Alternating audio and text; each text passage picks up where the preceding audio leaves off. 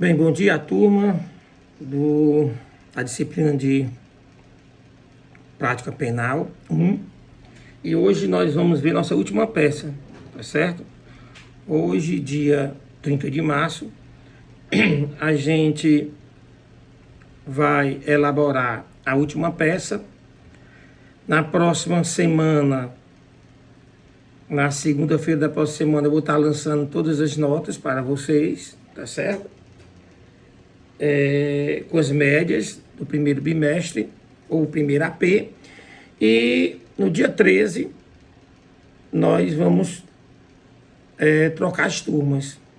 Acredito que a professora Janile já deve ter também passado isso para a turma dela. Então, os alunos que estiverem com a professora Janile, que ficaram com a professora Janile até o dia 13, aliás, até a próxima segunda-feira, se não me engano, dia 5, aí vai passar para mim, e os que estão comigo agora, vai passar para a professora Janile, tá bom? Então, em termos de disciplina de prática penal 1, está correndo tudo dentro da normalidade, tá bom? A única diferença é que não estamos tendo aulas presenciais e, consequentemente, as peças não estão sendo elaboradas no ambiente da sala de aula, e nem com aquele tempo que vocês tinham apenas de cerca de 4 horas e meia para elaborar a peça, tá bom? Vocês estão tendo mais tempo, consequentemente eu estou exigindo que as peças venham acompanhadas de jurisprudência e doutrina, além da lei, tá certo? Então nós vimos aqui, durante esse semestre, nós vimos o requerimento para abertura de inquérito policial, vimos o relaxamento de prisão em flagrante, vimos a queixa-crimes, vimos a resposta à acusação, e agora vamos ver a peça denominada alegações finais, tá bom? Esta peça, ela é a única peça dessas que nós vimos durante esse semestre que está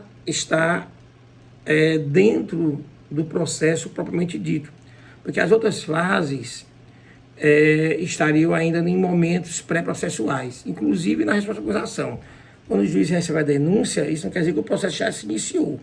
Ele recebe a denúncia porque ela está com todos os requisitos da admissibilidade, que ele acha que existe, e aí ele abre a possibilidade de que a parte acusada, tá bom, venha a responder a acusação. Depois disso, ele faz um juízo e decide se absolveria ou não o réu, ou se não admitiria não admitiria a denúncia, ou então ele dá fase à instrução criminal, tá certo? Então aqui essa peça, as alegações finais, ela está na fase final. Já aconteceu toda a instrução, ali foram colhidas, trabalhadas todas as provas testemunhais, provas documentais, né? Quer dizer, já aconteceram as oitivas, tá bom? Alguns debates de tese, e agora, ao final, tá bom? O juiz chama as duas partes, a parte acusadora, o MP, e do outro lado a parte da defesa, tá bom? Para que eles venham a expor os seus juízos, né? As suas teses de defesa. Esse conjunto argumentativo nós chamamos de alegações finais. Então, se nós fôssemos definir alegações finais, seria aquela peça cabível no final da instrução, onde a parte acusadora e a parte de defesa, ali eles vão expor suas teses de defesa, fazer as suas análises né, de condenação e de absolvição, tá bom? Óbvio que nessa fase eles vão dar uma maior ênfase, tá certo? Aos seus conjuntos probatórios, tá bom? Então, esta é o que nós denominamos de peça, ou o que nós denominamos de alegações finais, tá certo? Tranquilo? A característica hoje da alegação final é de ser pela oralidade. Então, hoje, quando você é convocado para um juiz, para uma instrução, pode ser que ele já faça ali uma audiência de instrução e julgamento. E se for uma instrução e julgamento, nesse caso aí você vai preparado, você como advogado de defesa, vai preparado para que possa ali o juiz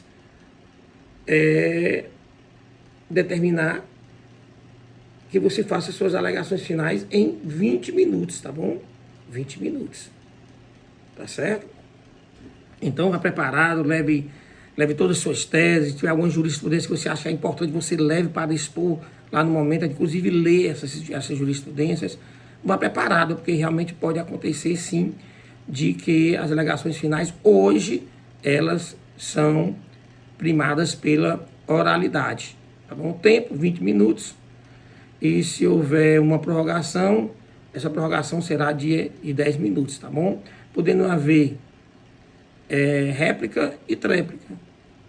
Às vezes, o advogado de defesa, na sua exposição oral, em alegações finais, ele pode ter, sim, o Ministério Público pode ter observado e sentido que a defesa foi muito boa e ele pode pedir agora uma réplica.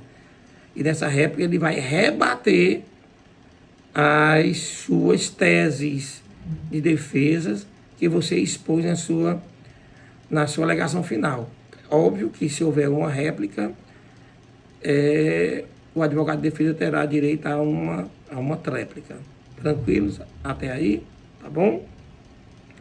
Nesse momento a acusação, é óbvio, ela vai tentar provar que a conduta do réu, o comportamento do réu, condiz com o tipo penal ali elencado, tá bom? No tipo penal a que ele está acusando. Já a defesa, obviamente, vai tentar desclassificar, quando não, tá bom? Tornar atípico o comportamento do seu cliente. Às vezes não é possível, tá bom? Às vezes isso não é possível. E nesse caso aí você vai tentar fazer o que é melhor possível para o seu cliente. Lembre-se que esse momento é o momento das alegação final, é o momento final da instrução e é o momento em que você vai convencer o juiz ou tentar convencer o juiz de que suas teses são as mais justas. Às vezes a gente não consegue destipificar o comportamento do seu cliente, mas você pode amenizar a situação dele, tá bom? Nesse momento é o momento de você ir lá para o artigo 59, buscar as condições sociais do seu cliente, te retirar dali o máximo possível de bom, né, das condições sociais, sociais do artigo 59. Depois você vai passar para o artigo 65, que vai tratar das atenuantes, vai buscar ali dentro das atenuantes, dentro do rol das atenuantes, quais as que podem ser juntadas ao comportamento do seu cliente. Vai também buscar depois, né, depois dos 59 para 65, você vai buscar as possibilidades de algumas minorantes, quer dizer, algumas causas de diminuição de pena para o seu cliente. E por fim, buscar, já que você está, né, com todo o conhecimento na instrução criminal, saber se houve ali alguma nulidade durante o decorrer do processo. Então, vai lá para o artigo 564 e ver se houve alguma nulidade. Então, é isso que a gente vai ter que fazer, tá bom? Vamos buscar absolver o nosso cliente. Quando não puder absolver o nosso cliente, nós vamos tentar desclassificar o crime para um crime de um menor poder, né, ofensivo. Quando não, vamos buscar... Quando não, e concomitantemente, nós vamos buscar as melhores condições sociais do artigo 59 para o seu cliente, vai buscar as atenuantes para os seus clientes e buscar também as minorantes ou as causas de diminuição de pena. E, obviamente, sempre buscando ali ver se há alguma nulidade processual, se aconteceu alguma exceção, alguma incompetência que você deixou passar, enfim, este é o momento, tá certo? Isso você deverá ser feito de forma verbal, de forma oral. Agora, às vezes acontece do crime em si, ou da situação em si, ela ser um pouco mais complexa, e o juiz decidir pela forma escrita, chamada de memoriais, tá bom? Que é o nosso caso especificamente, vamos fazer em forma escrita, em forma de memoriais, tá bom? Mas no dia a dia, né, do dia a dia, na rotina advocatícia criminal, isso vai acontecer quando o caso for muito complexo, ou às vezes acontece naquele momento, né, último no processo, uma das partes, seja o Ministério Público ou a defesa, pedir por diligências. E aí o juiz pode atender, e ele atendendo, ele vai optar, né, pela forma oral ou pela forma escrita das alegações finais, tá bom? Nesse caso aí, o prazo passa a ser 5 dias, mais 5 dias sucessivos. Isso quer dizer o quê? Primeiro, a acusação faz as suas alegações finais em 5 dias. Logo após, juntada às alegações finais do MP, abre 5 dias para as alegações finais da defesa. Isso em forma escrita. E aí o juiz teria 10 dias para sentenciar. Tranquilo aí? Professor, no que tange às ausências, no que tange à ausência das alegações finais, bom, é assim, se a ação for uma ação penal pública, tá bom? As alegações finais da acusação necessariamente devem ser juntadas, apresentadas, tendo em vista que o comportamento do Ministério Público é paramentado pelo princípio da indisponibilidade da ação penal. E quanto à defesa? A defesa, nós temos 2 teses no processo penal. Uma tese diz que a ausência das alegações finais não causaria um vício ao processo, tendo em vista que o que iria viciar de forma plena ou causar uma nulidade plena no processo é se caso a defesa não fosse intimada para apresentar as alegações finais ou se não desse a ela o prazo legal previsto para ela apresentar as alegações finais. Tá certo? Essa é uma tese. Eu não concordo e acredito também que a maioria da doutrina não concorda. A outra tese diz sim, a ausência das alegações finais causaria um vício pleno, tendo em vista que iria ferir os princípios fundamentais do processo penal, da ampla defesa, do contraditório, enfim, tá bom? Lembrar vocês também que o Ministério Público, ele é o dono da ação, mas ao mesmo tempo também ele é custos legis, quer dizer, além de ser domini litis, dono da ação, ele também é custos legis, quer dizer, ele é fiscal da lei. Então, em alegações finais, ele pode sim pedir a absolvição do réu, tá bom? Pode pedir a absolvição do réu. Diferentemente da defesa. A defesa, ela não pode pedir a condenação do réu, tá bom? Sob pena de ser considerado ausência de defesa. Tá bom? Isso quer dizer o quê? E a defesa sempre irá tentar amenizar a situação do réu, tá bom? Quando nós não podemos destipificar, né? Não podemos destipificar, nós não podemos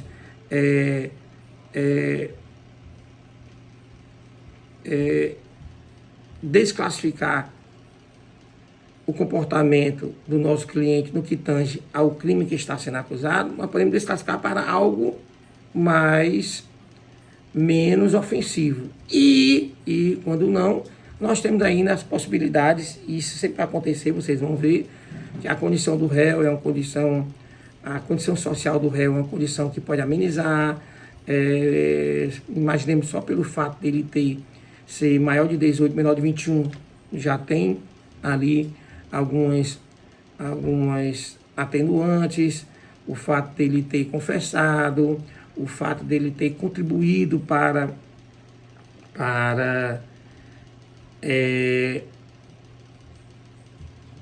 as investigações, tá certo?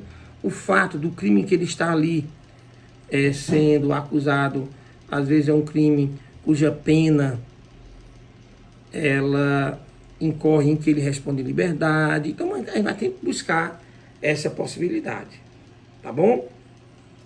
Então, enfim, acredito que as informações mais importantes sobre alegações finais seriam essas, tá certo? Lembrar vocês que eu vou colocar juntamente com os slides, quer dizer, juntamente com este vídeo, vão estar os slides que vocês devem abrir esse arquivo e acompanhar juntamente com o vídeo para que vocês possam entender melhor essa minha exposição, que ela tem um roteiro. Um roteiro que foi exposto nos slides, tá bom? E aí vamos agora para o nosso caso de hoje. É um caso simples, é um caso que já foi da ordem. Eu fiz algumas pequenas modificações, tá certo? E vamos a ele, tá bom? Vou dar uma lida nesse artigo, ou neste caso, e vou dar algumas orientações para vocês na construção da peça, tá bom? Então vamos lá. Caso: Isabela foi denunciada como incursa na penalidade do crime de estelionato, mediante emissão de cheque sem fundos, pois pagou uma compra com cheque que foi devolvido, tá bom? Tendo em vista não compor fundos na conta. No decorrer da ação, Isabela, do decorrer da instrução criminal, Isabela juntou provas de que pagou a dívida no curso do inquérito policial. Ponto. O MP pediu a condenação de Isabela na fase do artigo 403 do CPP. Bem, essa fase do artigo 403 é a fase das alegações finais. Então, quer dizer o quê? No momento que o exame de ordem colocou que você está na fase do 403, então você ali elimina a possibilidade de estar diante de uma resposta à acusação. Lembrando que a resposta à acusação e as alegações finais são muito parecidas, assim, em termos de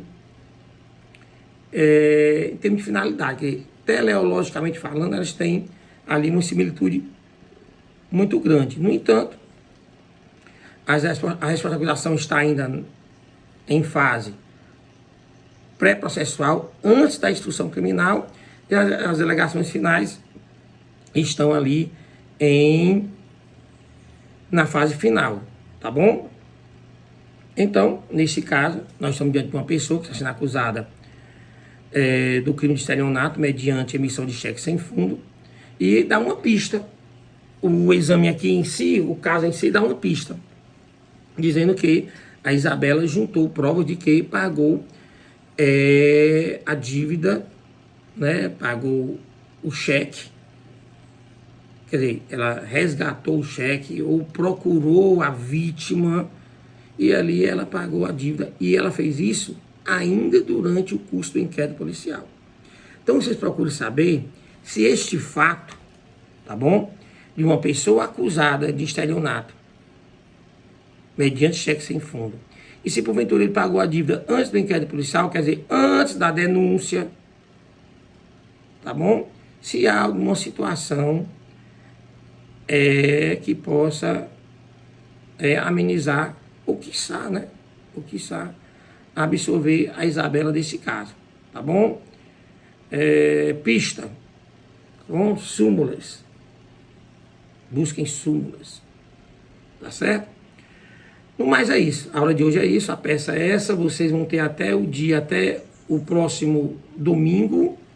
Deixa eu ver que dia é, domingo aqui no meu computador. Passa dia 4, deixa eu dar uma olhadinha aqui rapidinho, turma, para que nós possamos. Certo. Deixa eu ver aqui. Dia 5. Vocês terão até o dia 5 de abril. 5 de abril, para mandar essas peças, tá bom? De preferência, vocês enviem para o meu e-mail institucional, tá bom? Ou então, uma segunda opção, vocês mandem pelo sistema AVA, tá bom? Eu estava observando, já puxei tem alguns alunos que não enviaram a peça passada, tá certo? E aí, nesse caso aí, podendo ficar com uma nota zero, porque não vai ter peça. Então, por favor, eu peço a vocês que vocês comuniquem-se uns com os outros, tá certo? Envie essa peça até o dia 5 de abril, tá bom? A outra, que seria a resposta à acusação, foi até ontem, o dia de ontem, domingo, ontem, né? Mas estamos em situação, né, de exceção, né, excepcionalidade. A gente pode ver, eu posso ver a possibilidade de ainda receber essas peças, mas que seja o mais rápido possível, tá bom? Quanto aos alunos que perderam peças logo no início, aguardem a próxima semana. Na próxima semana, dia 6, na segunda-feira, não vai ter peça nenhuma. Eu vou só lançar as notas, tá bom? Lançar as notas e as médias, que é equivalente às notas de primeiro AP, avaliação de primeiro AP. E aí sim, eu vou passar uma peça para esses alunos que perderam aula no início do semestre. Tranquilos? Enfim, é isso. Por enquanto eu vou colocar essa aula hoje. Vou postar essa aula hoje juntamente com os slides. E vocês teriam até o dia 5 para enviar, tá bom? Força aí. Em casa, em quarentena, esperando aí as diretrizes da faculdade. Acredito que hoje a faculdade deva emitir algum tipo de decisão de como vamos estar, né? Se continuaremos nesse estado excepcional e se nós continuarmos, qual vai ser os procedimentos. Então, fiquem atentos, tá bom? Abração, saudades, valeu, turma.